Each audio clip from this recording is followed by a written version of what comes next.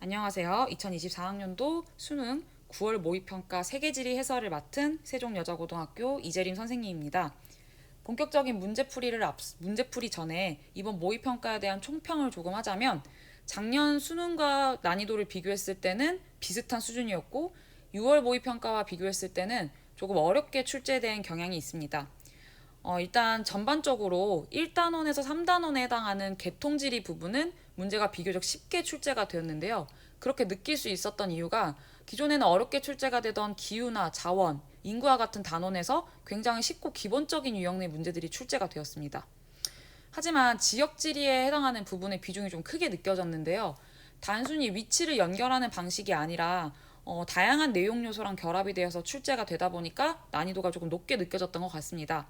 또 이러한 문제들이 새로운 유형으로 출제가 되다 보니까 조금 더 어렵게 느껴졌던 것 같습니다. 하지만 해당하는 대륙이나 국가들의 교과서적인 지식 그리고 지역성을 여러분들이 제대로 파악하고 있다면 추론해서 충분히 풀 수 있는 수준의 문제들로 구성이 되어 있다라고 총평할 수 있을 것 같습니다. 자, 그러면 첫 번째 문제부터 선생님과 함께 문제풀이 해설 시작해 보도록 하겠습니다. 자, 먼저 저희가 처음 볼 문제는 1번 문제인데요. 자, 1번 문제는 우리가 기본적으로 굉장히 많이 출제가 되는 고지도에 해당하는 부분이죠. 특히 그 중에서도 동양에서 만들어진 세계 지도들에 대해서 물어보는 문제였습니다. 그래서 본격적인 문제를 풀이하기 앞서서 선생님이 동양의 세계 지도 여러분들이 파악하고 있으면 좋은 것들, 유리한 것들 조금 정리를 하고 시작해 보도록 할게요. 크게 중국과 우리나라로 구분을 해서 네 가지의 지도를 한번 살펴보도록 할 건데요. 먼저 대명혼일도부터 살펴보도록 하겠습니다. 자, 대명혼일도 같은 경우는 지금 지도의 중심에 커다랗게 중국이 그려져 있는 것을 확인할 수 있죠, 여러분. 자, 중국을 가운데 이렇게 크게 표현한 데는 중국이 세상의 중심이고 중국이 가장 중요하고 중국인들이 가장 뛰어난 사람들이라는 걸 강조하는 중화사상이 표현돼 있음을 여러분들이 확인할 수 있습니다. 자, 그리고 이러한 대명혼일도 같은 경우는 중국의 송나라 시기에 제작이 된 지도이고요. 아무래도 신대륙이 발견되기 전에 그려진 지도다 보니까 표현 범위는 구대륙이다라고 정리할 수 있겠죠. 자, 그리고 우리나라에서 제작된 세계 지도를 살펴볼 건데요. 먼저 가장 많이 나오는 지도 중에 하나인 혼일강리 역대국도 지도부터 한번 살펴보도록 하겠습니다.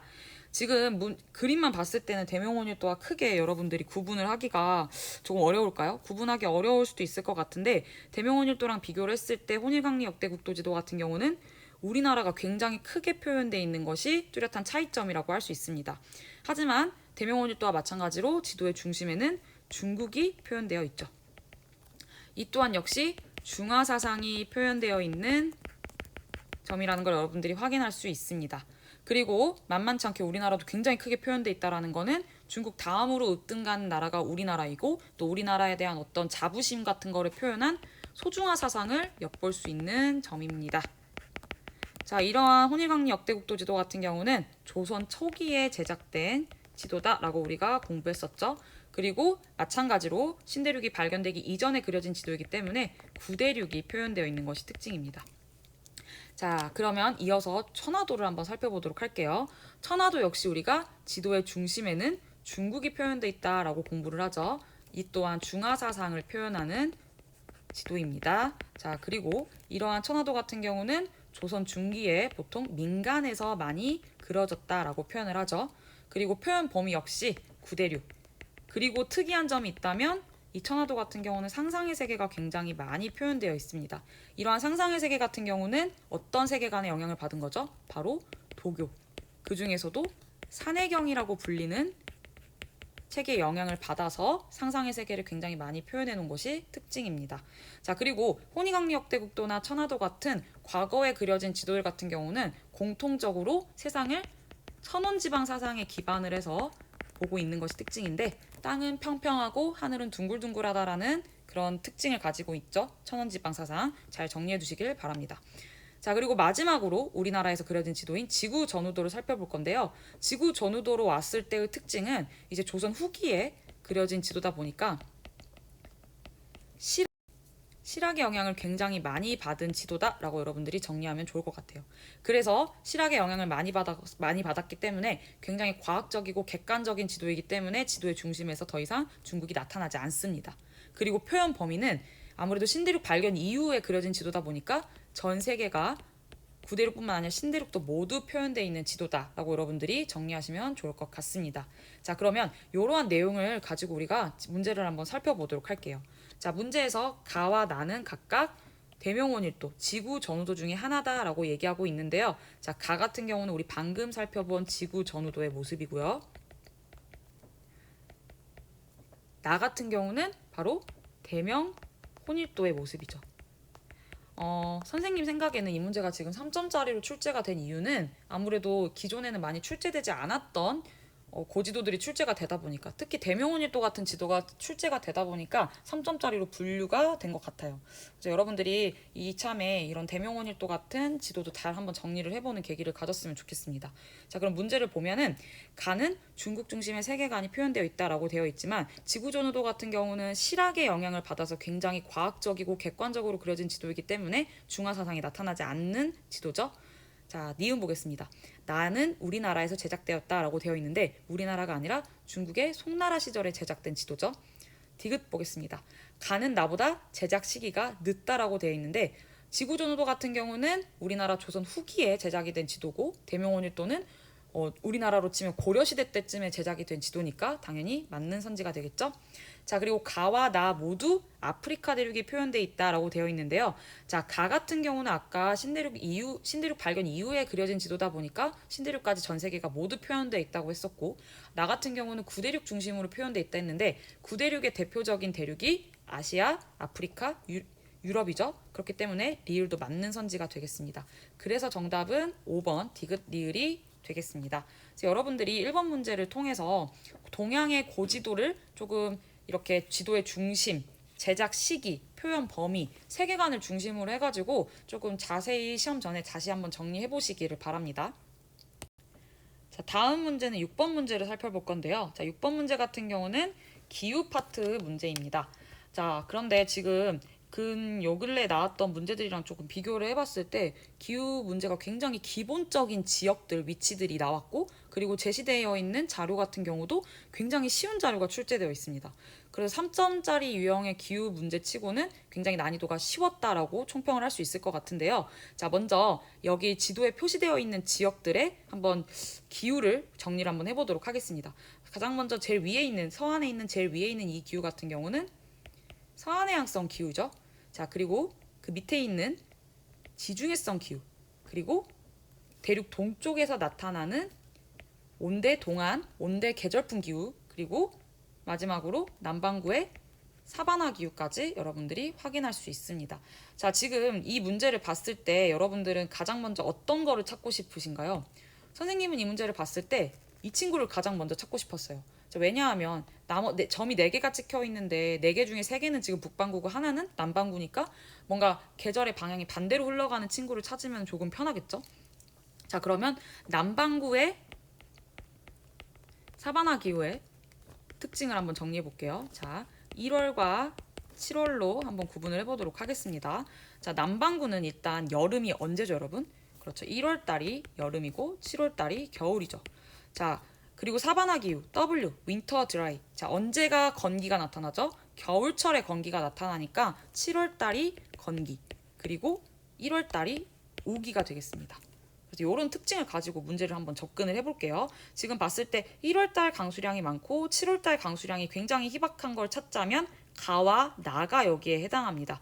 자, 그러면 문제가 봤을 때 이상하다. 남반구에 점이 하나 찍혀 있는데 왜 이런 흐름이 2개가 있지? 라는 생각이 들 수 있어요. 이렇게 생각이 드는데 여러분들이 봐야 되는 거는 바로 지중해성 기후가 나타나고 있다는 거. 그래서 북반구 지중해도 한번 같이 정리를 해보도록 하겠습니다.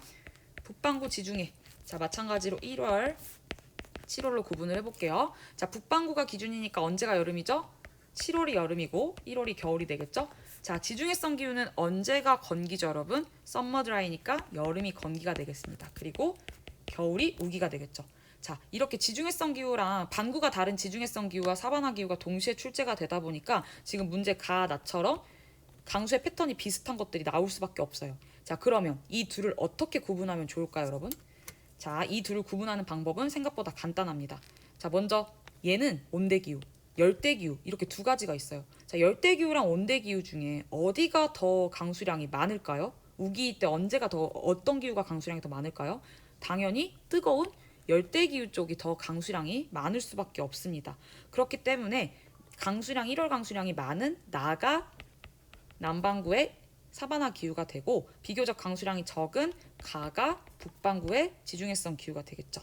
자, 그리고 이제 다라가 남았는데요. 다라를 각각 분석해 보자면 다 같은 경우는 지금 1월 강수량이 적고 7월 강수량은 굉장히 많습니다. 그리고 라는 1월과 7월을 구분하지 않아도 될 정도로 강수량이 비슷한 거 확인할 수 있죠, 여러분. 자, 그러면 봤을 때 지금 온대 동안 기후랑 서한해양성 기후가 찍혀 있는데 F 연중 수변한 서한해양성 기후 쪽이 강수량이 골고루 있는 라에 해당할 테고, 그리고 1월 강수량은 적지만 7월 강수량이 상대적으로 많은 다가 바로 온대 동안에 위치한 이 지역이 되겠죠. 그래서 이러한 문제풀이를 가지고 한번 보도록 할게요. 첫 번째 1번 가 북반구 지중해성 기후는 다 북반구의 온대 계절풍 기후 지역보다 동계 강수 집중률이 낮다라고 되어 있는데, 북반구든 남반구든 지중해성 기후 같은 경우는 겨울철에 강수 집중률이 높은 편이고, 그리고 온대 동안에서 나타나는 이 계절풍 기후 지역은 반대이기 때문에 틀린 지문이 되겠죠. 2번 보겠습니다. 가는 라보다 북해기선에서 멀다. 자, 북해기선의 위도가 23.5도 정도 되죠, 여러분. 북이 23.5도인데 북이 3.25도면 이 정도쯤 되지 않을까요? 자, 가가 라보다 훨씬 가깝죠. 틀린 지문입니다. 3번 나는 다보다 연평균 기온이 낮다. 자, 여러분 열대기후랑 온대기후를 비교하는데 연평균 기온은 당연히 열대기후 쪽이 더 높겠죠? 3번도 틀린 지문입니다. 4번 가겠습니다. 다는 나보다 최안월 평균 기온이 높다라고 되어 있습니다. 자, 지금 온대 계절풍 기후 지역과 지금 서한해양성 기후 지역이 찍혀 있는데, 지금 위도를 살펴보자면 이 서한해양성 기후 쪽이 위도가 조금 더 높긴 하지만 이 지역 같은 경우는 연중 따뜻한 난류가 흐르고, 그리고 편서풍의 영향을 받는 해양성 기후이기 때문에 대륙의 영향을 많이 받는 다 지역보다 최하늘 평균 기온이 더 높겠죠. 그렇기 때문에 4번도 틀린 지문이 됩니다. 자, 마지막으로 5번 문제 볼게요.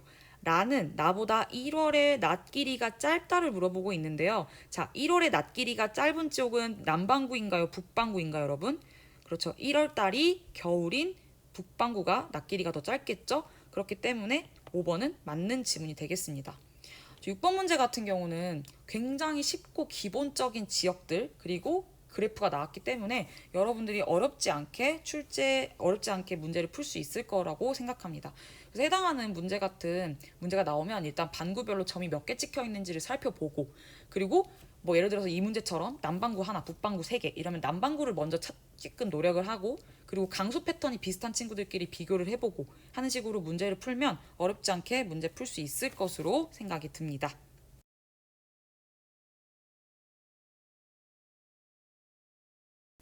자, 다음 문제 한번 풀어보도록 할게요.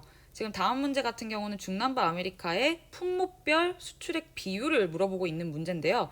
자, 품목들을 지금 조금 자세히 보면 농림축산물, 광물 및 에너지 자원, 공산품, 기타 이렇게 되어 있는 거 확인할 수 있어요.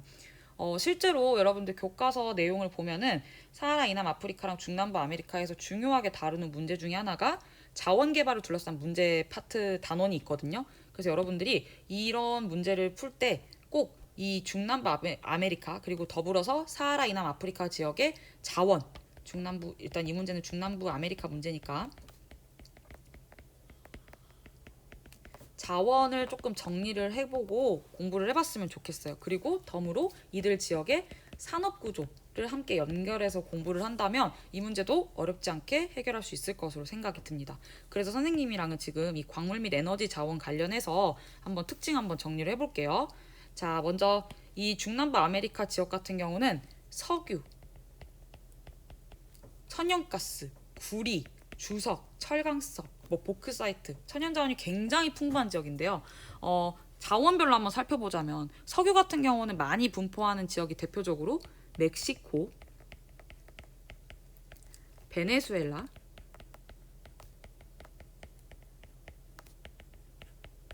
뭐 에콰도르 이런 국가들이 있죠. 그래서 특히 여러분들 뭐 베네수엘라, 멕시코, 위주로 조금 기억을 해두고 있으면 좋을 것 같습니다. 자, 그리고 그 다음으로는 우리가 은, 구리, 주석을 조금 얘기를 해볼 건데, 선생님이랑은 이 구리에 대해서 조금 얘기를 해볼게요. 구리를 제일 많이 생산하는, 정말 많이 생산하는 국가 중에 하나가 바로 칠레인데요. 칠레 같은 경우는 지금 써놓은 것처럼 국내 총생산의 20%가 구리고 수출의 60%가 또 구리입니다.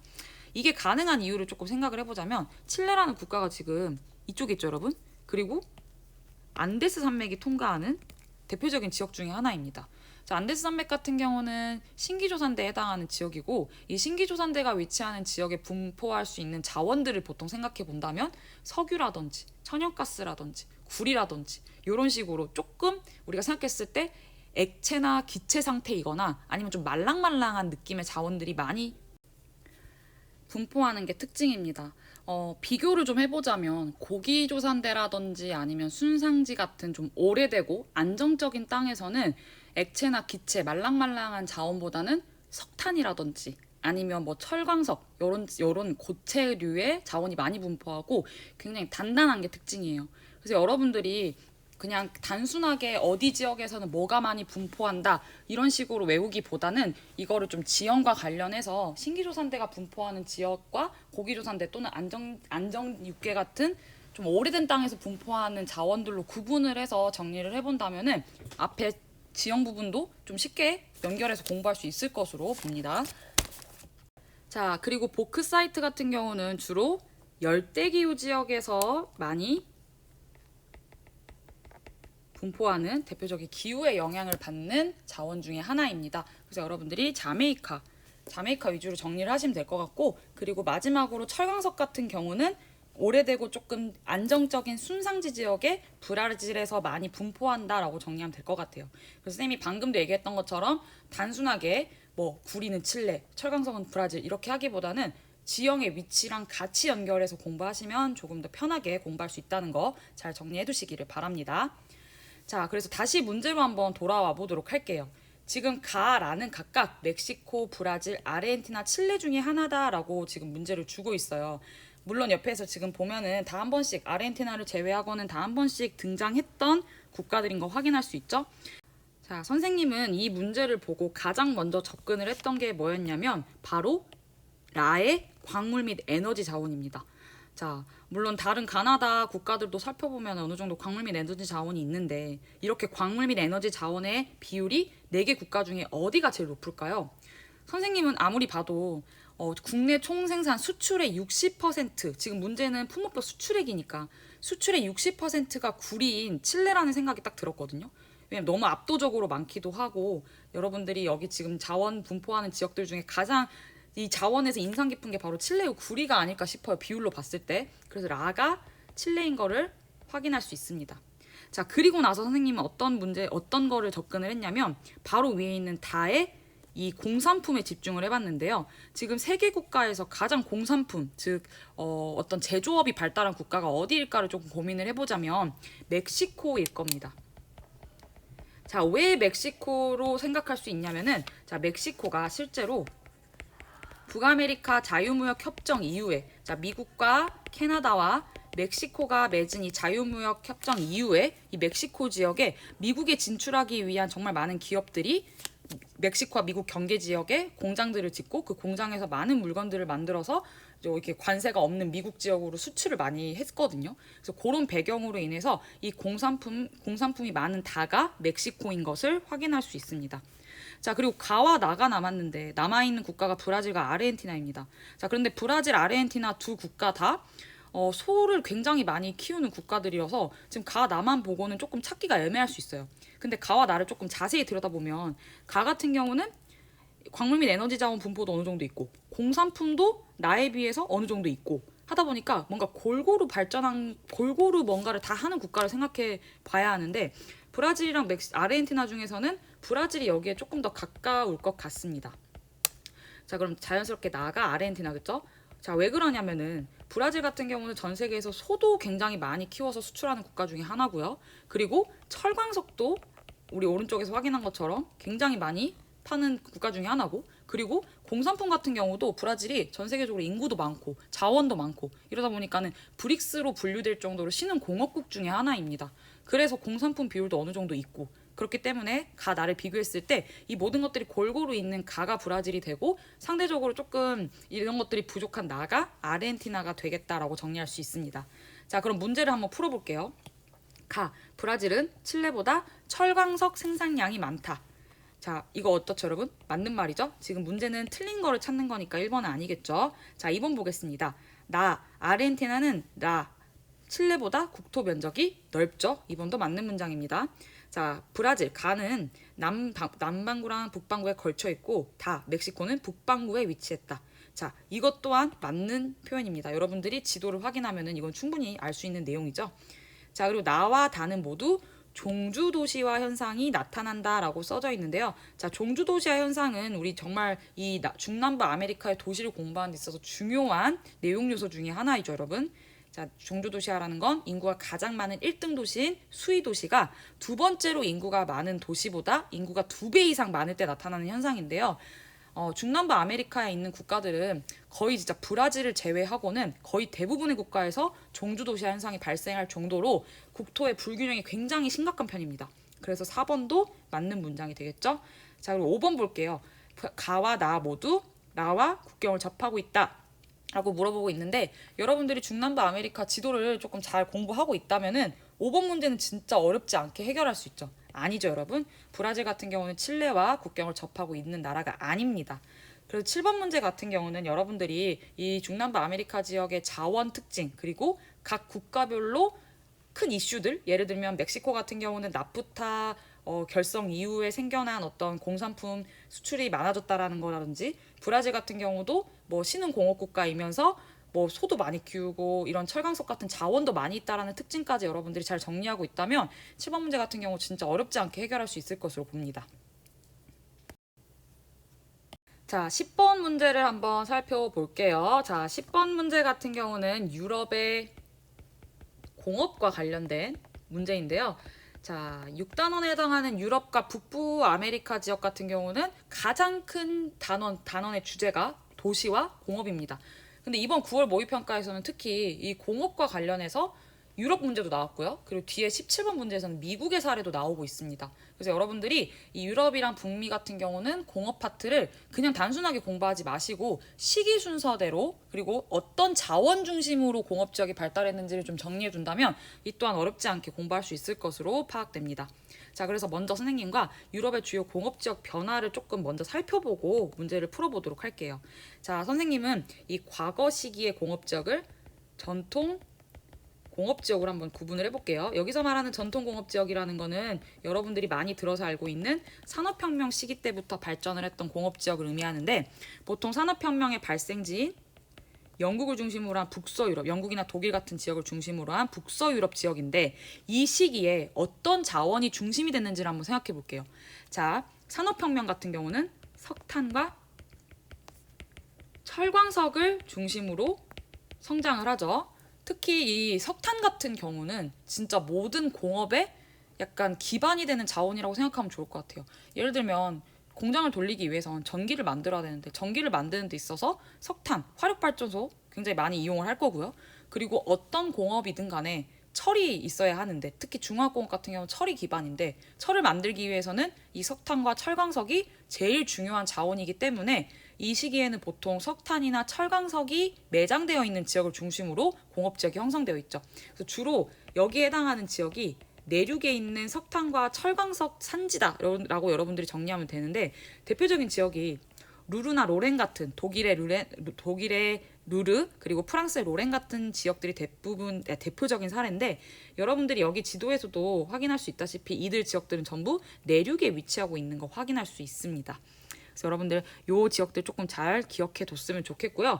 시간이 지나면 지날수록 이 자원들이 영원한 게 아니기 때문에 석탄이 고갈이 되고, 또 산업혁명 시기 때부터 중심지였기 때문에 노후화도 심각하게 발생을 하겠죠. 그리고 더불어 가지고 이제는 석유라는 중요한 자원이 등장하게 되면서 공업지역이 이동하게 돼요. 자, 두 번째로 등장하는 공업지역은 우리가 신흥 중화공업지역이다라고 쌤이랑 한번 정리를 해볼게요. 자, 이 시기에는 이제 석유가 굉장히 중요해지다 보니까 석유가 나는 곳, 하지만 유럽은 석유가 나지 않습니다. 자, 유럽 땅 같은 경우는 비교적 오래된 땅이다 보니까는 신기조산대 지역에서 많이 분포하는 이 신생대 땅에서 많이 분포하는 석유나 천연가스의 매장량이 좀 상대적으로 적은 편이죠. 그래서 해외에서 이 석유를 수입해 와야 돼요. 그래서 석유 수입이 유리한 지역에 주로 이제 공업지역이 위치하는데 대표적인 게 해안 지역이나 아니면 내륙의 수은을 이용할 수 있는 이 대표적인 지역이 문제에서 물어보고 있는 라인강 지역입니다. 그래서 이런 지역을 중심으로 새로운 공업 지역들이 만들어지는데 지금 보면은 과거에 내륙에 있었던 공업 지역들이 전부 바닷가 쪽으로 이동하고 있는 거 확인할 수 있죠. 그래서 이렇게 공업 지역이 옮겨갔다라는 거 여러분들 정리하시면 될 것 같고, 자, 마지막으로 이제 현대에 와서는 주로 고부가 가치의 첨단 산업이 발전하게 돼요. 그래서 첨단 산업 같은 경우는 아무래도 원료의 의존도도 낮고, 그리고 뭐 이 일에 종사하는 중요한 전문 인력들이 확보하는 게 더 중요하다 보니까 세계화가 많이 진행이 된 연구소나 대학이나 이런 연구기관들이 많이 있는 지역에 보통 입지를 하는 게 특징이고, 이 유럽에 있는 지역들 같은 경우는 클러스터 형태로 첨단 산업단지들이 많이 조성이 되어 있는데, 클러스터라는 거는 여기 밑에 설명에 나와 있는 것처럼 공장이나 기업, 대학, 뭐 연구기관 같은 것들이 함께 입지해서 상호 연계를 하고 경쟁력을 확보하는 이런 산업단지를 의미하거든요. 그래서 보면은 위에 있는 전통적인 공업지역이나 아니면 첨단 산업지역들에 비해서 약간 일반화를 하기에 조금 애매하긴 합니다. 왜냐하면 어떤 원료를 따라가는 것이 아니기 때문에 조금 다양하게 분포할 수 있는 것이 특징적이다라고 여러분들 정리하면 좋을 것 같아요. 그럼 해당하는 내용을 가지고 우리 한번 10번 문제 보도록 할게요.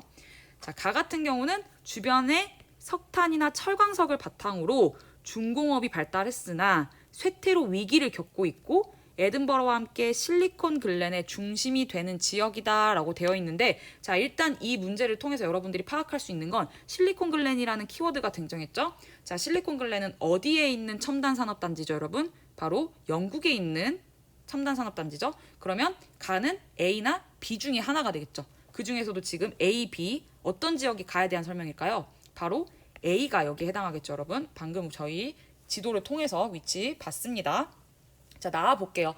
나 같은 경우는 라인강 하구에 있는 대규모 항구 도시로 원유를 정제한 석유화학 제품. 자, 두 번째 신흥중화공업 지역의 특징이 다 적혀 있습니다, 여러분. 그리고 이 문제 같은 경우는 라인강 하구라는 어떤 힌트를 주고 있죠. 자, 여기에 해당하는 지역은 바로 C가 해당하겠죠. 그래서 일단 C.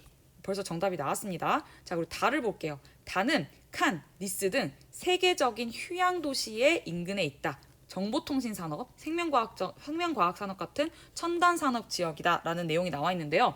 사실 여러분들 E와 F에 지금 점이 찍혀 있는데, 정말 이 지역 잘 모르겠다 싶어도 이 문제는 쉽게 풀 수 있는 게, 여기 지금 세계적 휴양도시라는 키워드가 주어져 있는데 E와 F 지역이 지금 점이 찍혀 있고, F 지역은 대표적인 지중해성 기후 지역이죠. 지중해성 기후 지역은 정말 세계적인 휴양 지역들이 엄청나게 많아요. 여름철에 습하지 않고 쾌적하고 아무래도 조금 기후적으로 좋은 지역이다 보니까는 휴양 지역이 많다라고 여러분들이 조금 기억해 두고 있으면 좋을 것 같은데, 이런 힌트로 인해서 이 다에 해당하는 지역이 F인 것을 여러분들 확인할 수 있습니다. 그래서 10번의 정답은 1번이 되겠죠?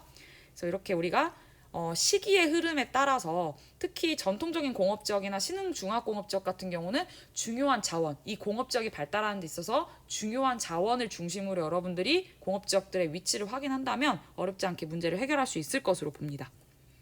자, 비슷한 주제가 17번에도 있기 때문에 선생님 17번 문제도 한번 같이 봐보도록 할게요. 17번 문제 같은 경우는 북미, 특히 미국의 공업지역을 지금 문제에서 물어보고 있는데요.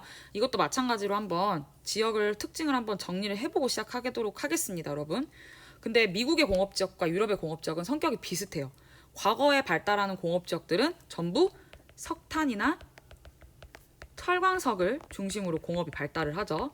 자, 근데 미국에서 이 석탄이나 철광석이 어디에 분포하냐면, 미국 같은 경우는 오른쪽에 위치한 지역, 특히 이 에팔레치아 산맥을 중심으로 한 오른쪽 지역이 상대적으로 오래된 지역이고, 왼쪽은 로키 산맥 같은 신기 조산대가 지나가는 지역이기 때문에 최근에 만들어진 지역이라 생각하면 돼요. 그래서 보통은 이 오른쪽에 해당하는 지역에서 공업지역이 처음으로 발달을 했다. 그리고 이 오른쪽 지역 같은 경우는 유럽에서 초기 건너온 사람들이 이렇게 정착을 했던 지역이다 보니까 인구도 많고 그 인구가 많다 보니까 자연스럽게 노동력도 저렴하고 시장도 활발하게 발달해 있었겠죠. 그래서 이런 배경으로 인해서 초창기 공업 지역들은 전부 동쪽에 있다. 그래서 대표적인 동네가 철강으로 유명한 피츠버그, 그리고 자동차로 유명한 디트로이트, 이런 동네들이 대표적인 동네들인데, 문제는 이 동네들이 쇠퇴를 굉장히 심각하게 겪습니다. 자, 왜 쇠퇴를 겪냐면 아무래도 이 지역에 너무 많은 것들이 집중되다 보니까 땅값이 오를 테고요. 그리고 사람들이 많아지니까 자연스럽게 교통난 문제도 심할 거고, 환경오염, 자원고갈 이런 문제도 굉장히 심각할 겁니다. 이런 것들을 우리가 아울러서 너무 모여있다 보니까 발생하는 직접 불이익이라고 부를 건데요. 이것뿐만 아니라 일본이라든지 우리나라 같은 중화공업에 있어서 신흥공업 지역들이 생겨나면서 자연스럽게 이들 지역이 많이 쇠퇴를 하게 돼요. 그래서 스노우벨트라고 불리는 과거 공업지역을 우리가 스노우벨트라고 부를 건데, 이들 공업지역을 조금 다른 말로는 녹슬다란 의미, 중화공업의 녹슬다란 의미의 러스트벨트라는 별명도 지닐 정도로 많이 쇠퇴했다라고 여러분들 정리하시면 될 것 같아요. 그리고 스노우벨트라는 이름이 붙여진 이유가 보통 여기 오데오 연안에서 공업지역이 시작을 하다 보는데, 이 지역 같은 경우는 위도도 높고 기후적으로 추운 지역이다 보니까는 이런 별명이 붙은 거예요. 그래서 스노우벨트, 러스트벨트 같은 경우는 주로 중화공업이 발달한 동네다라고 여러분들이 정리하시면 좋을 것 같습니다. 자, 그런데 위에서 말한 이러한 이유로 이제 공업지역이 옮겨가게 되는데요. 주로 어디로 옮겨가냐면 서쪽으로 많이 옮겨갑니다. 서쪽과 남쪽, 중남부 지역으로. 여기를 뭐라고 부를 거냐면, 기후적으로 스노우벨트에 비교해서 지중해성 기후나 좀 아열대 기후가 많이 나타나는 지역이다 보니까 따뜻하죠. 그래서 썬벨트라는 별명을 붙여볼게요.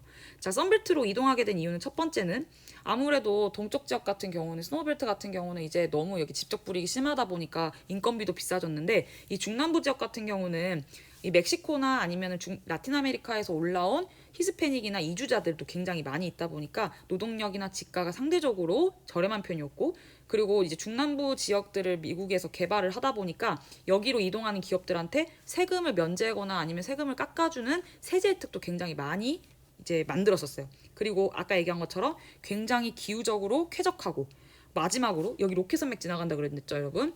여기가 지역적으로도 아무래도 조금 신생대 때 만들어진 지역이다 보니까는 석유 자원이 좀 풍부한 편이에요. 그래서 공업 지역이 이쪽으로 옮겨갔다라고 여러분들이 정리하면 되는데, 특히 어떤 공업이 발달하냐면은 첨단 공업, 첨단 산업들이 주로 발달을 하는 게 특징입니다. 자, 그러면 지역별로 볼게요. 크게 두 지역으로 나눠볼 건데, 먼저 태평양 연안과 실리콘밸리, 그리고 멕시코만 연안을 한번 정리를 해볼게요. 멕시코만 연안 같은 경우는 어떤 지역이냐면, 아까 선생님이 멕시코에 어떤 자원이 많다 그랬죠? 바로 석유였죠. 그래서 이 석유를 중심으로 한 석유화학공업, 휴스턴이나 애틀란타 같은 지역에서 석유 자원을 중심으로 한 석유화학공업 단지 같은 게 발달했다 정도로 여러분들이 정리하시면 될 것 같아요. 자, 그리고 하나하나 다시 또 한번 볼게요. 자, 먼저 여기 북쪽에 있는 시애틀 같은 경우는 항공기 산업이 발달을 했는데, 여기에 발달해 있는 그 기업 이름이 바로 보잉이에요. 보잉. 그래서 보잉사 본사가 바로 시애틀에 있죠. 그리고 지금 보면은 로스앤젤레스도 표시가 되어 있는데, 로스앤젤레스 같은 경우는 할리우드, 영화 산업이 발달한 대표적인 동네 중에 하나입니다. 자, 영화 산업 같은 경우도 정말 첨단 산업 중에 하나예요, 여러분. 그래서 이렇게 정리를 해보시고, 그리고 정말 중요한 지역, 바로 샌프란시스코의 실리콘밸리입니다. 여러분들 잘 알고 있는 뭐 구글이나 아니면 뭐 애플이나 뭐 이런 회사들이 다 여기서 시작할 정도로, 여기 지역 같은 경우는 세계적인 IT 기업들이 모여있는 동네인데요. 여기에 뭐 우수한 인력 확보를 하기에 되게 유리한 게 첨단 연구소도 많고 또 대학들도 많다 보니까 이런 것들이 같이 아우러져서 전 세계적인 첨단 산업단지가 만들어졌다라고 여러분들이 정리하면 좋을 것 같아요. 그래서 미국도 전반적인 흐름은 유럽이랑 크게 다르지 않습니다. 근데 이제 17번 문제 같은 경우는 조금 어렵게 느껴졌을 수 있는 이유는, 이게 어떤 뭐 썬벨트나 스노우벨트 같이 커다랗게 어떤 산업 지역에 대해서 물어보는 게 아니라 각각의 도시의 특징을 좀 물어보고 있는 문제다 보니까, 해당하는 도시가 어떤 게 발달해 있는지 정도 여러분들 좀 기억을 해야 되거든요. 그래서 하나하나 볼게요. 자, A 같은 경우는 우리 아까 살펴봤던 시애틀이죠. 자, 시애틀 같은 경우는 보잉사의 본사가 있는 항공산업 발전의 대표적인 지역입니다. 그래서 값은 맞는 설명이 되고요. 자, B에 있는 실리콘밸리는 첨단 산업이 뭐 발달했다라는 내용을 얘기하고 있는데, 자, 실리콘밸리 어디에 있죠, 여러분? 바로 여기 지문에 없는 샌프란시스코에 있죠. 그래서 비을은 틀린 답변이 되겠습니다. 자, 병을 볼게요. C가 속한 메갈로폴리스의 범위와 교통망을 조사하겠습니다 라고 되어 있는데요. 자, 메갈로폴리스는 쉽게 생각하면 거대한 대도시권, 도시 덩어리를 메갈로폴리스라고 하는데, 미국 동부 같은 경우는 뭐 뉴욕을 중심으로 해가지고 엄청나게 큰 메갈로폴리스의 대표 사례로 우리가 교과서에서 공부를 하죠. 그래서 여러분들이 이 문제에서는 메갈로폴리스 같은 이 미국 지역의 대표적인 도시 특징도 함께 조금 정리를 해두면 좋을 것 같아요. 그래서 병도 맞는 설명이 되겠습니다. 자, 마지막으로 정 같은 경우는 석유화학단지를 얘기하고 있는데 똑같죠. 여기도 휴스턴이 지금 보기로 제시되어 있지 않고 밑에 써 있어요, 여러분. 정답이 될 수 없습니다. 그래서 정답은 갑과 병 2번이 되겠죠. 자, 그래서 여러분들 방금 봤던 10번 문제, 17번 문제를 통해서 조금 이 유럽과 북아메리카 단원을 공부하면서는 도시랑 공업을 조금 비슷한 점을 잘 아우르면서 그 중에서도 각각의 도시별로 좀 특수한 특징들을 같이 조금 세부적으로 정리하면서 문제 접근하면은 어렵지 않게 어떤 문제가 나와도 해결할 수 있을 것으로 봅니다. 자, 다음 문제 보겠습니다. 다음 문제는 11번 문제인데요. 자, 11번 문제 같은 경우는 지금 세계의 지진 발생 지점에 대해서 물어보고 있는데, 자, 우리가 주로 지진이 발생하는 지역의 공통점을 하나 정리를 해보자면 어떻게 정리할 수 있을까요? 보통은 우리가 신기조산대라든지 판의 경계라든지 이런 식으로 땅이 조금 불안정하고 만들어진 지 얼마 안 된 지역들에서 지진이 활발하게 발생을 하죠. 그래서 우리가 11번 문제를 통해서는 세계의 대지형들 그리고 판의 경계에 대해서 한번 정리를 해보도록 하겠습니다. 자, 먼저 선생님이랑 판의 경계 유형을 한번 살펴볼 건데요. 판의 경계 유형 크게 세 가지가 있죠. 충돌하는 친구, 분리되는 친구, 그리고 어긋나는 친구. 그래서 수렴형, 발산형, 보전형 이렇게 세 가지가 있습니다. 자, 이 세 가지를 공부를 할 때 여러분들이 이제 유의해야 될 거는 이것들이 발달해 있는 대표적인 동네를 같이 정리를 하고 있어야 되거든요. 자, 그래서 먼저 수렴형 경계의 대표적인 사례로는 알프스 히말라야 조산대 그리고 환태평양 조산대가 있습니다. 하지만 유의해야 될 상황이 있어요. 수렴형 경계도 크게 두 가지 유형이 있습니다, 여러분. 먼저 첫 번째, 대륙판과 해양판이 충돌하는 경우, 그리고 대륙판과 대륙판이 충돌하는 경우가 있어요.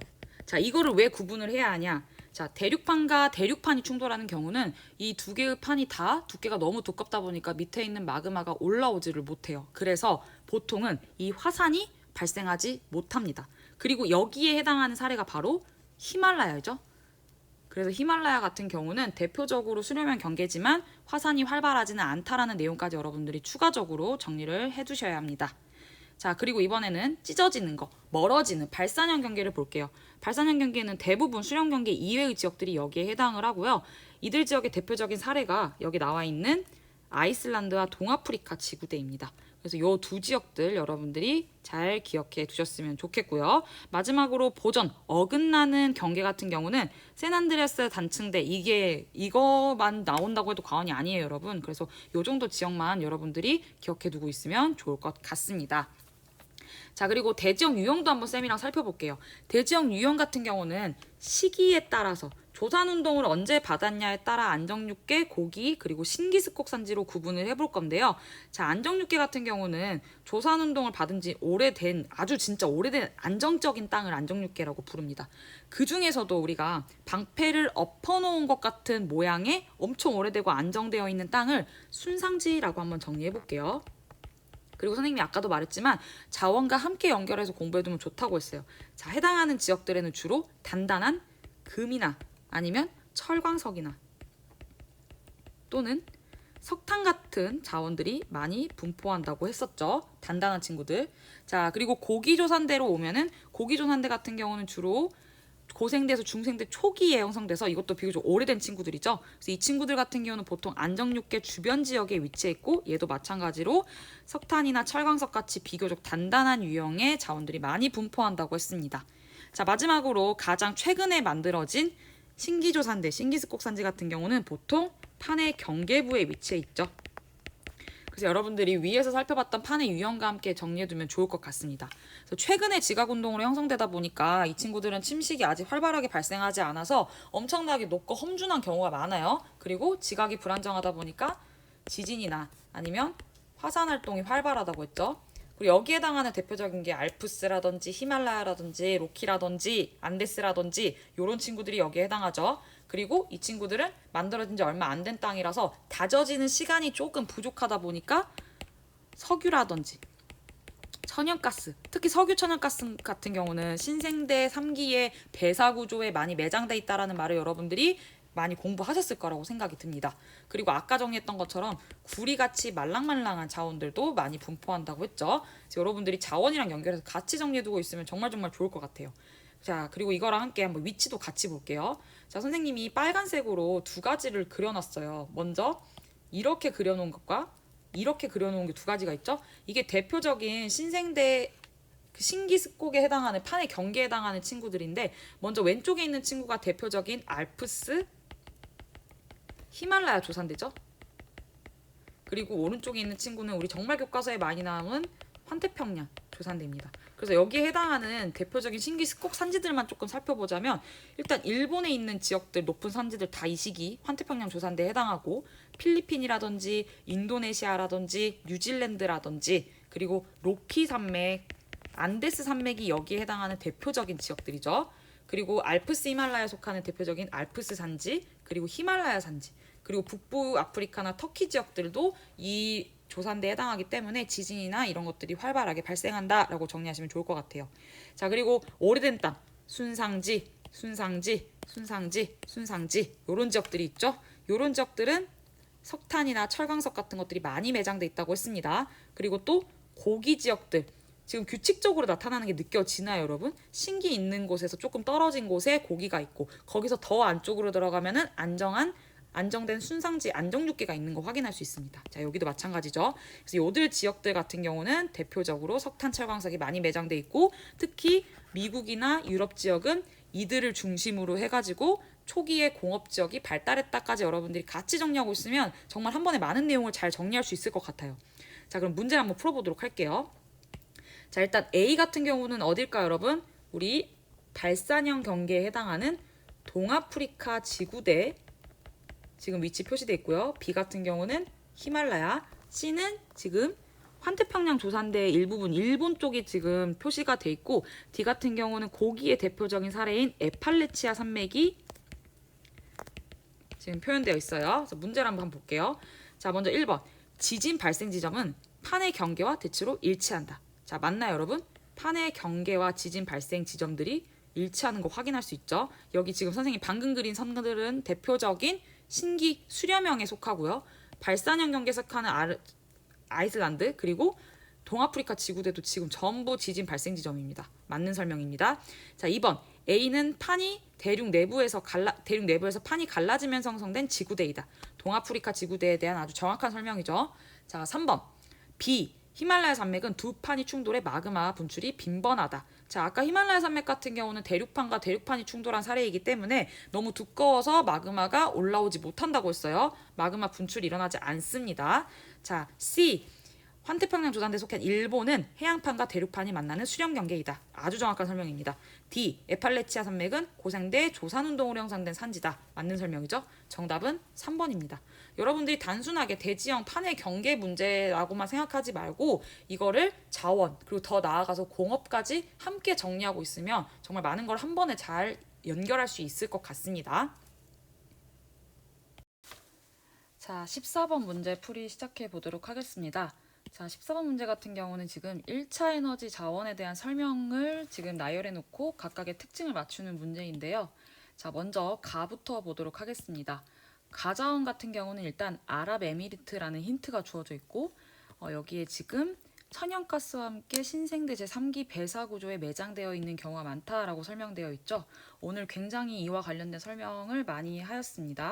가는 석유에 대한 내용입니다. 실제로 아랍에미리트 같은 경우는 사우디아라비아와 함께 굉장히 많은 석유가 매장되어 있는 국가 중에 하나죠. 자, 다음 볼게요. 중국은 나 자원의 세계 최대 생산국이자 전 세계 생산량의 절반을 차지하는 지역이다. 하지만 최근 경제가 발전하면서 국내 수요를 감당하지 못해 많은 양을 수입하고 있다라고 되어 있는데요. 자, 여기서 말하고 있는 것은 지금 석탄이 해당하겠죠. 중국 같은 경우는 석탄의 최대 생산국인 국가입니다. 자, 다음에 다와 라를 보겠습니다. 다와 라 같은 경우는 지금 신재생 에너지에 대한 설명, 아이슬란드에서 발달해 있는 신재생 에너지를 맞추는 문제인데요. 첫 번째 신재생 에너지 다 같은 경우는 화산 활동과 관련된 신재생 에너지입니다. 자, 화산 활동과 관련된 신재생 에너지가 뭐가 있을까요? 바로 지열이 해당하겠죠. 자, 그리고 지열은 여기 설명에 나와 있는 것처럼 화산이 발달한 지역에서 활발하게 할 수 있는 신재생 에너지입니다. 자, 그리고 라를 볼게요. 라는 빙하와 융빙수 덕에 유리한 환경을 제공한다라고 되어 있는데요. 자, 빙하와 융빙수를 활용해서 발달할 수 있는 신재생 에너지의 대표적인 사례가 바로 수력 에너지입니다. 자, 지열 같은 경우는 화산 활동을 하는 지역에서 유리하다면 이 수력 같은 경우는 크게 두 가지 지역에서 유리하다고 정리할 수 있겠죠. 첫 번째는 열대 우림 기후처럼 강수량이 연중 풍부하고 골고루 내리는 지역에서 수력 발전을 할 수 있고, 두 번째는 빙하 지형이 발달해 있는 지형에서 융빙수와 그리고 빙하 지형 특유의 낙차를 이용해서 수력 발전을 하는 방식 두 가지로 정리해 볼 수 있겠습니다. 자, 그러면 문제를 하나하나 봐보도록 할게요. 자, 1번 냉동 액화 기술의 발달. 첫 번째 냉동 액화 기술은 어떤 자원과 관련되어 있는 내용이죠? 자, 천연가스 관련된 내용인 거 확인할 수 있습니다. 1번은 틀렸고요. 2번, 나의 전체 사용량 중에 산업용보다 수송용으로 이용되는 비중이 높다라고 되어 있는데 석유, 석탄, 천연가스와 같은 화석 에너지는 이렇게 용도도 구분을 하는 것이 중요하죠. 자, 이 경우 같은 경우는 석유는 수송용으로 이용되는 비율이 높고 석탄 같은 경우는 산업용으로 이용되는 비율이 높죠. 그래서 지금 나에서 중국 같은 경우는 경제가 발전하면서 국내 수요를 감당하지 못한 이유 자체가 산업이 급격하게 발전을 하면서 공장들이 많아져서 석탄 사용량이 많아지다 보니까 발생한 문제라고 할 수 있습니다. 그래서 2번 역시 틀린 문장이 되겠죠. 자, 3번. 다 발전은 스위스의 신재생 에너지 발전량 중 가장 높은 비율을 차지한다라고 되어 있는데 아까 지열 발전 같은 경우는 화산 활동이랑 관련돼 있다고 했기 때문에 3번 역시 틀린 문장이 되겠습니다. 4번. 라 발전, 수력 발전은 노르웨이 전체 발전량 중 가장 높은 비율을 차지한다라고 되어 있는데 실제로 노르웨이 같은 경우는 빙하 지형이 굉장히 잘 발달해 있는 지역이죠. 특히 낙차를 적극적으로 이용할 수 있는 피오르드, U자국이 잘 만들어져 있는 지역이기 때문에 4번은 맞는 문장이 되겠습니다. 자, 마지막으로 5번. 전 세계에서 다 지열 발전은 뉴질랜드라 수력 발전은 러시아가 가장 많다라고 되어 있는데 해당하는 문구도 물론 뉴질랜드와 러시아가 해당하는 수력 신재생 에너지를 하겠지만 일단 지열 같은 경우는 그렇다 치더라도 수력 발전을 가장 많이 하는 국가는 대표적으로 열대우림, 특히 아마존강을 이용한 브라질, 그리고 중국 같은 국가가 대표적이기 때문에 5번 역시 틀린 문장이 되겠습니다. 자, 14번 문제 같은 경우도 굉장히 1차 에너지 자원 특징을 개념 정도의 특징 정도로만 여러분들이 파악하고 있어도 어렵지 않게 풀 수 있는 3점, 배점 문제 치고는 굉장히 쉬운 유형의 문제였습니다. 그래서 여러분들 화석 에너지뿐만 아니라 신재생 에너지의 특징도 잘 정리해 두시기를 바랍니다. 자, 다음은 12번의 인구 관련된 문제를 한번 풀어보도록 하겠습니다. 12번 문제 같은 경우는 전 세계의 대륙별 인구 변화를 물어보는 문제 유형인데요. 해당하는 문제 유형 역시 기존에 많이 출제되는 3점짜리 배점과는 달리 굉장히 쉽게 출제됐다고 파악할 수 있습니다. 자, 먼저 그림을 먼저 살펴보자면 해당하는 지표 같은 경우는 전체 증가율과 자연 증가율을 물어보고 있는데요. 자, 여기서 말하는 전체 증가율이라는 거는 전체 인구의 증가를 말하는 거니까 여기를 내포하고 있는 말은 자연 증가율과 그리고 이동과 관련된 사회적 증가, 즉 순유출, 순유입과 관련된 사회적 증가까지를 모두 아우르는 개념이라고 생각하시면 좋을 것 같습니다. 자, 그리고 자연 증가율은 어떤 것과 관련돼 있죠? 바로 출생자, 출생률, 그리고 사망률과 관련돼 있겠죠. 그래서 해당하는 자연 증가율의 값이 플러스가 나왔다라는 것, 양의 값이 나왔다라는 것 자체가 출생자 수가 많다라고 여러분들이 받아들이면 될 것 같습니다. 자, 그러면 해당하는 내용을 가지고 관련된 대륙 특징을 한번 쌤이랑 살펴보도록 할게요. 자, 먼저 여기 지금 문제에서는 자연적 증가율을 내고 있는데 문제에서 지표로 나오지 않은 사회적 증가부터 조금 살펴보자면 사회적 증가는 인구 이동과 관련된 것이다라고 방금 이야기를 했고요. 인구의 순유출이 발생하는 지역 같은 경우는 유출 인구가 유입 인구보다 많은 지역, 순유입은 유입 인구가 유출 인구보다 많은 지역이라고 볼 수 있습니다. 그래서 인구가 유입되는 대표적인 대륙이 바로 선진국이 많은 대륙, 일자리가 풍부하고 경제적으로 발전돼 있는 유럽이나 여기는 앵글로 아메리카라고 포함되어 있는데 북부 아메리카 지역이 여기에 해당하겠죠. 그래서 이들 지역 같은 경우는 인구가 유입되는 대표적인 지역이라고 볼 수 있습니다. 자, 반면에 인구 유출 지역의 대표적인 사례는 개도국이 많은 아프리카라든지 그리고 아시아 그리고 중남부 아메리카가 여기에 해당하겠죠. 그리고 선생님이 한 가지 더 이야기를 하고 싶은 게 모든 대륙을 다 통틀어서 이 아시아가 가장 인구 규모 자체가 크기 때문에 여기서 지금 왼쪽에서도 볼 수 있다시피 사회적 증감 자체도 아시아에서 가장 많이 빠져나가는 거 확인할 수 있겠죠. 이렇게 되는 이유 자체가 아시아의 인구 규모가 크기 때문에 그렇다라고 여러분들이 정리하시면 좋을 것 같습니다. 자, 그래서 밑에 있는 표도 한번 채워보자면 아시아 같은 경우는 선생님 방금 설명한 것처럼 인구 규모 원래 자체가 크기 때문에 유출 규모가 가장 크고 대부분의 인구가 유럽이나 앵글로 아메리카, 북부 아메리카로 이동한다라고 여러분들이 정리하면 좋을 것 같습니다.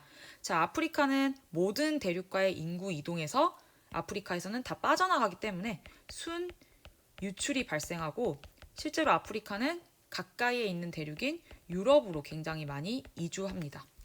자, 앵글로 아메리카, 북부 아메리카 같은 경우는 아프리카와는 반대로 모든 대륙과의 인구 이동에서 순 유입이 발생하는 지역이죠. 자, 그렇기 때문에 이 앵글로 아메리카 하나 더 정리하자면 아시아와 어느 지역? 바로 인접해 있는 라틴 아메리카, 중남부 아메리카 지역에서 많은 숫자가 유입해 온다. 까지 정리하면 좋겠죠. 그리고 이번엔 라틴 아메리카, 중남부 아메리카 같은 경우는 위에 있는 북부 아메리카 지역이 가깝기 때문에 이쪽 지역으로 많이 이주한다. 여러분들이 정리하시면 좋을 것 같고요. 마지막으로 유럽 같은 경우는 2차 세계대전 직후부터 1960년대까지는 순 유출이 발생하던 지역이었어요. 전쟁 이후에는 일자리를 찾아서 북부 아메리카 같은 지역으로 순 유출이 발생하던 지역이었지만 그 이후로는 계속해서 순 유입이 발생하는 지역입니다. 근데 주의해야 될 게 유럽 같은 대륙은 이따가 선생님 또 설명할 거긴 하지만 보통은 자연적 증가율에서는 마이너스 값이 나오는 대륙이에요. 즉 출생자 수가 굉장히 작고 저출생 문제를 심각하게 겪고 있는 지역이어서 자연적 증가는 음의 값이 나올 수 있지만 이 순유입이 많이 발생하기 때문에 전체적인 증가에서 봤을 때는 음의 값이 아닐 수 있어요. 그만큼 많은 인구들이 유럽으로 이동해 온다는 사실을 여러분들이 기억해 두시면 좋을 것 같아요. 어디서 많이 유입해 오냐? 주변에 아프리카 또는 아시아 지역에서 많이 유입이 되는 것이 특징이죠. 특히 북부 아프리카 지역에서 많은 숫자가 유입되어 옵니다. 특히 이쪽에서 유입되어 오는 이슬람권 노동자들과 종교적인 마찰이 좀 심한 편이다까지 여러분들이 같이 정리해두고 있으면 좋을 것 같습니다. 자, 그럼 문제 분석을 한번 해보도록 할게요. 지금 우리가 맞춰야 되는 대륙이 총 4가지가 있습니다. A, B, C, D가 있는데요.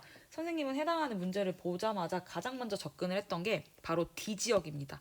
자, D 같은 경우는 지금 자연 증가율이 유일하게 마이너스 값, 2015년부터 2020년에 해당하는 이 시기에 자연적 증가율이 마이너스 값을 나타나고 있죠. 자, 자연적 증가율이 마이너스 값이라는 의미는 출생자 수보다 사망자 수가 많다. 출생률이 낮다라는 걸 의미하는데요. 지금 문제에서 제시된 대륙 중에서 이 문제를 가장 심각하게 겪고 있는 지역은 바로 유럽입니다. 그리고 이 지역이 유럽인 거를 더 명확하게 알 수 있는 게 자연 증가율은 마이너스 값이지만 전체 증가는 지금 현재 플러스 값인 거, 양의 값인 거 확인할 수 있습니다. 이 말은 즉 자연적 증가에서 마이너스 값이 나올지언정 유입되어 오는 인구가 많기 때문에 전체적인 틀에서 봤을 때는 음의 값이 나오지 않는 것, 인구가 감소하지 않는 것으로 여러분들이 파악하면 될 것 같습니다. 자, 그리고 선생님은 그 다음으로 파악했던 게 바로 B인데요. B 지역 같은 경우는 1950년대이든 2015년대이든 똑같이 인구가 굉장히 많이 자연적 증가율이 굉장히 높은 상태고 전체 증가율 자체도 높은 대륙입니다. 이 말은 자연적 증가율이 높다라는 말은 출생률이 가장 높은 대륙을 찾으면 되는데요. 지금 제시되어 있는 지역들 중에서는 아프리카가 여기에 해당하겠죠.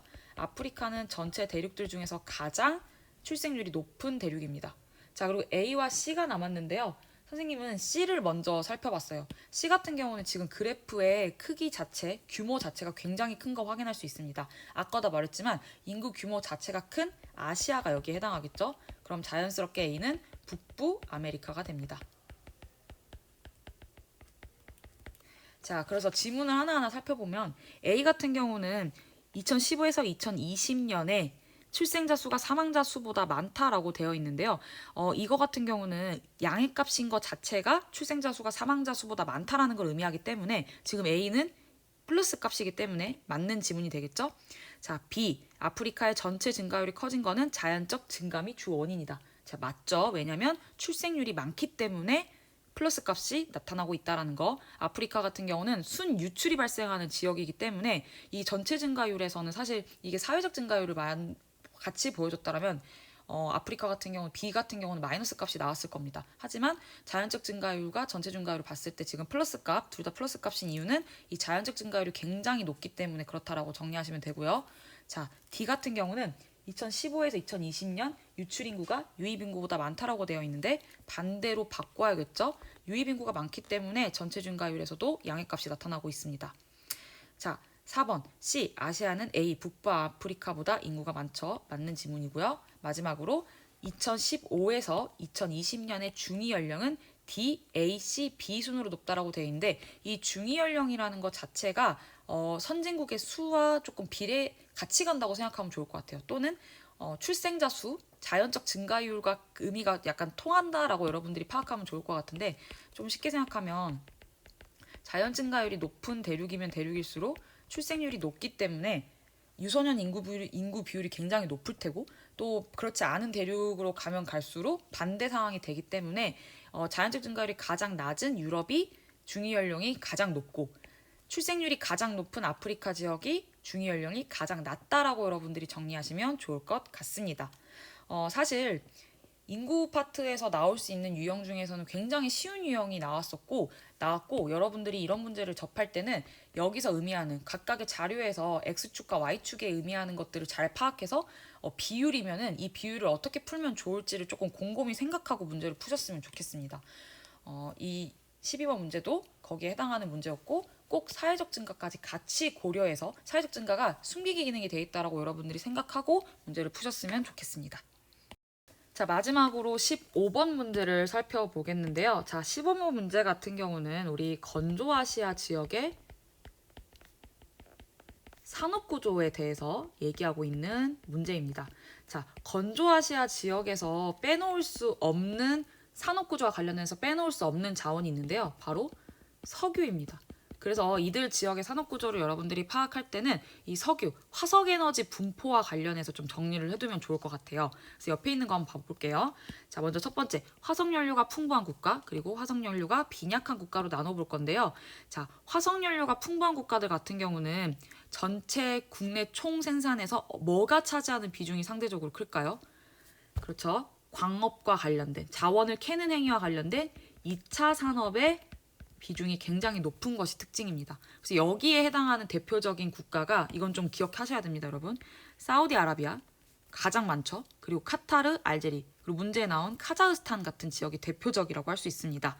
자, 반대로 화석연료가 빈약한 국가들, 즉 석유 생산이 없거나 부족한 국가들 같은 경우는 1차 산업 비중이 높은 편이에요. 왜냐하면 건조아시아 지역 같은 경우는 그렇다 할 만큼 3차 산업이 많이 발달한 어떤 선진국이 많이 분포한다라고 말하기 힘든 지역이기 때문에 보통 1차 산업이나 2차 산업의 비중이 클 수밖에 없거든요. 그렇기 때문에 2차 산업이 발달되어 있지 않은 경우는 보통 1차 산업 비중이 높은 국가들이 많습니다. 거기에 해당하는 대표적인 지역들이 우리 문제 나온 터키와 이집트예요. 터키 같은 경우는 자원 매장량이 적어서 에너지 자원 대부분을 수입하고 국가 수입의 대부분을 1차 산업에서 얻고 있는데 특히 지중해성 기후가 나타나는 지역에서 행해지는 수목농업을 통해서 얻고 있는 것이 특징입니다. 그리고 뒤에도 중요한 특징이 나와 있는데요. 최근에는 저렴한 노동력을 바탕으로 섬유나 자동차 같은 제조업이 발달하고 있다라고 같이 정리해두면 좋겠죠. 자, 그리고 이집트 같은 경우도 굉장히 특이한데요. 이집트 같은 경우도 석유의 자원량 자체가 적은 국가다 보니까 이 지역 같은 경우는 2차 산업 비중이 낮은 편이고 특히 이집트는 나일강의 선물이라는 별명이 있을 정도로 이 나일강의 충족 평야 나일강이 범람을 하면서 만들어 놓은 평야 지역을 이용해서 1차 산업 비중이 굉장히 높은 국가 중에 하나입니다. 그래서 여러분들이 이 건조아시아나 북부아프리카 지역에서 나올 수 있는 특징은 특히 석유랑 관련돼 있는 경우가 많기 때문에 선생님이 지금 이렇게 제시해준 자료를 조금 파악을 하셔서 해당하는 문제 정리를 같이 해주셨으면 좋겠습니다. 자, 그럼 문제 한번 풀어볼게요. 자, 먼저 표시되어 있는 국가들이 어떤 국가들인지 한번 파악해 보도록 하겠습니다. 가장 위에 있는 국가는 카자흐스탄이죠. 자, 왼쪽에 있는 국가는 튀르키예, 터키 해당하고요. 그 밑에 이집트, 그리고 사우디아라비아입니다. 자, 선생님은 이 문제를 보자마자 뭐부터 찾았냐면요. 바로 1차 산업 비율이 굉장히 높은 다부터 접근을 했습니다. 자, 4개의 국가 중에 이 1차 산업 비중이 가장 높은 지역이 어딜까요? 자, 튀르키예 아니면 이집트에 해당할 겁니다. 왜냐하면 이 두 국가는 대표적으로 석유가 빈약하거나 적은 국가이기 때문에 1차 산업 비율이 높을 수밖에 없어요. 근데 지금 봤을 때 1차 산업 비율이 상대적으로 높은 국가가 가와 다가 여기에 해당하는데요. 근데 가 같은 경우는 지금 여러분들 보셨을 때 7.5, 다는 12.1인 걸 확인할 수 있습니다. 자, 이집트랑 튀르키예 중에 어디가 1차 산업 비율이 더 높을까요? 방금 설명했을 때 튀르키예 같은 경우는 최근에 저렴한 노동력을 바탕으로 제조업도 발달하고 있다는 내용을 얘기를 했어요. 그렇기 때문에 상대적으로 최근에 2차 산업의 비율도 늘어나고 있기 때문에 1차 산업 비율이 자연스럽게 감소했겠죠. 그래서 가가 튀르키예에 해당하고요. 다가 이집트에 해당한다라고 정리할 수 있겠습니다. 자, 그리고 나와 라가 남아있는데요. 나와 라는 지금 이제 카자흐스탄 아니면 사우디아라비아입니다. 진짜 이거 두 개를 비교할 때는 국내 총생산에서 엄청나게 큰 차이를 지금 나타내고 있는데요. 자, 사우디아라비아랑 카자흐스탄 중에 어느 국가가 국내 총생산이 더 많을까요, 여러분? 아무래도 석유 매장량이 훨씬 많은, 전 세계에서 가장 많은 사우디아라비아가 국내 총생산이 더 많겠죠. 그리고 자연스럽게 나는 카자흐스탄이 되겠습니다. 자, 그럼 문제를 풀어보도록 할게요. 자, 1번 가는 자연경관을 이용한 파무칼레가 있다라고 되어 있는데 파무칼레 맞죠, 여러분? 튀르키예 대표적인 관광지 중에 하나이며 이 파무칼레 같은 경우는 카르스트 지형, 석회암과 관련된 대표적인 지형 중에 하나로 교과서에 제시되고 있습니다. 자, 2번 카자흐스탄은 광물 및 에너지 자원의 수입이 수출보다 많다라고 되어 있는데 자, 카자흐스탄은 아까 화석연료 풍부한 지역으로 분류된 대표적인 지역이기 때문에 틀린 문장이 되겠죠. 자, 3번 보겠습니다.